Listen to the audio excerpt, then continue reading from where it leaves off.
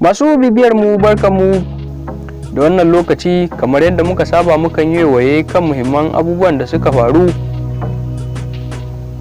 dangane da zamantakewa ta aure da mata da ma maza. To mai sauraro, muna roƙonka da idan kai farkon shigowa wannan channel ne da ka taimaka ka yi mana subscribe, kanar ga bisani ka danna mana alaman ƙararrawar sanarwa domin sanar da kai sabbin shirye-shiryenmu da zarar mun ɗora. Mun gode. Gyara zama domin jin cikakken abin da muke tafa da shi a yanzu.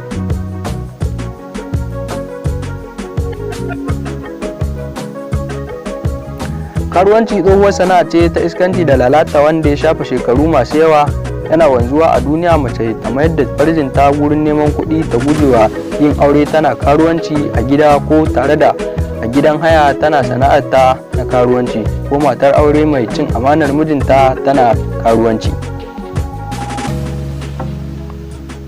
Abubuwa da yawa ke jefa mata sana'ar karuwanci suna da yawa, amma manya daga cikinsu shine rashin tsoron Allah da rashin tawakkali. Wasu saboda talauci da rashin haƙuri, auren dole, buri da kwaɗayin abun duniya, rashin sanin hatsari da ke tattare da makomar karuwanci.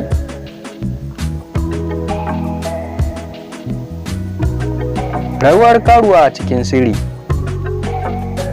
Rayuwa ne na takaici, rayuwa ne na ƙazanta, rayuwa ne na cututtuka, rayuwa ne na rashin kunya da rashin imani, wacce rayuwa ce aka ɗora ta akan rashin daraja da rashin albarka, kuma rayuwa ne na kaskanci da wulaƙanci, rayuwa ne na tsadar rayuwa, rayuwa ce wacce take ba ingantacciya ba da tsageranci, walau ko karuwan da take karuwanci a gaban iyaye ko a can wani fili wanda a duniya take yi.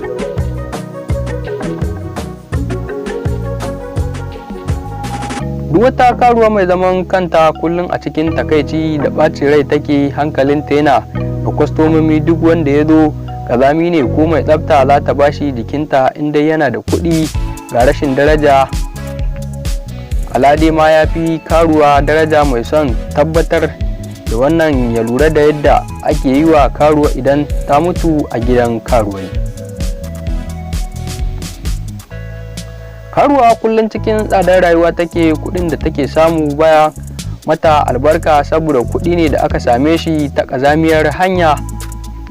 Kullum a cikin sanya sutura da mayukan shafa masu tsada take domin ta yi wa jikinta kwalliya da za ta janyo hankalin kwastomomi. Duk wata karuwa barauniya ce kuma maƙaryaciya ce. Karuwa tana samun dama za ta yi sata ga ƙarya kamar aljana. Za ku ga karuwai yanzu sun ci gaba, suna yaɗa hotunansu har a kafafen sada zumunta, suna karya da damfara. Yanzu sun ɗan samu sauƙi saboda application na ado da kwalliya da suka bayyana a Play Store.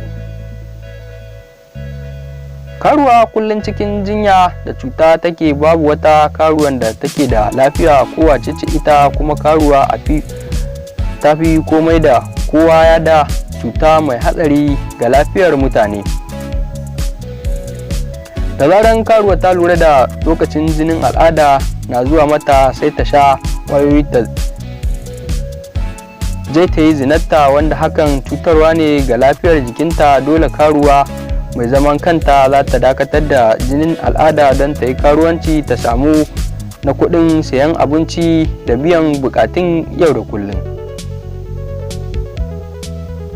Daga cikin cuta da karuwa ke haifarwa kanta shine Allah cikin hikimarsa bai halicci jikin mace don ta dinga karɓar mani daga maza mabambanta ba a lokaci guda, sai dai ga namiji kaɗai. Macen da maza da yawa suke jima'i da ita tsakanin kwanuka ko lokaci guda suna zuba mata mani yana bin jikinta, to hatsari ne ga lafiyarta. Wannan bincike ne da ilimin likitancin zamani ya tabbatar.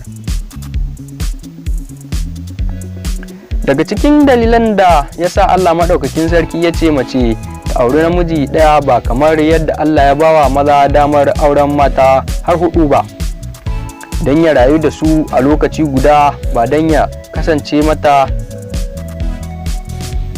mai takura mata ko uzura mata.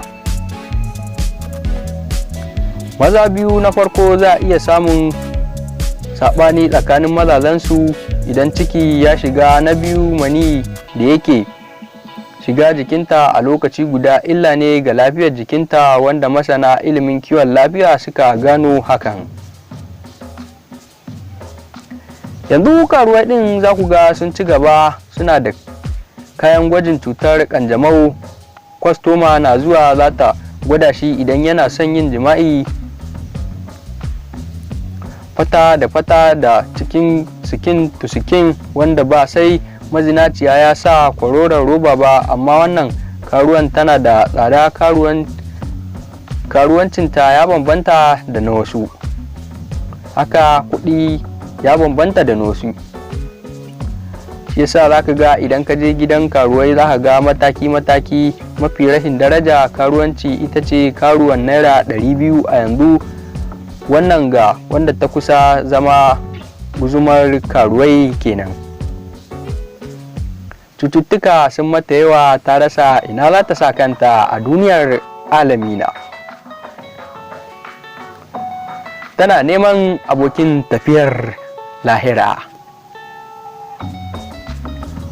Wanzuwar karuwanci a cikin al'umma ya taimaka wajen lalata tarbiyya da karuwar mummunan laifuka da ta'addanci. Gidajen karuwai da manyan hotel da ake karuwanci ya zama babbar mafaka ga tsageru. Jami'an tsaro sun sha bin diddigin manyan barayi da masu garkuwa da mutane, suna kama su a gidajen karuwai da ma hotel-hotel.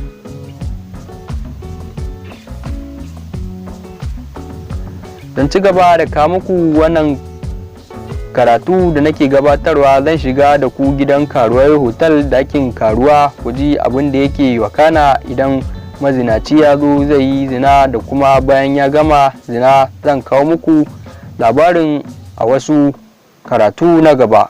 Amma mai sauraro, muna roƙonka da idan kai farkon shigowa ne da ka yi mana alaman subscribe, kana daga bisani ka danna mana alaman ƙararrawar sanarwa. Allah ka shiryar da karuwai mata maza, ka tsare al'umma.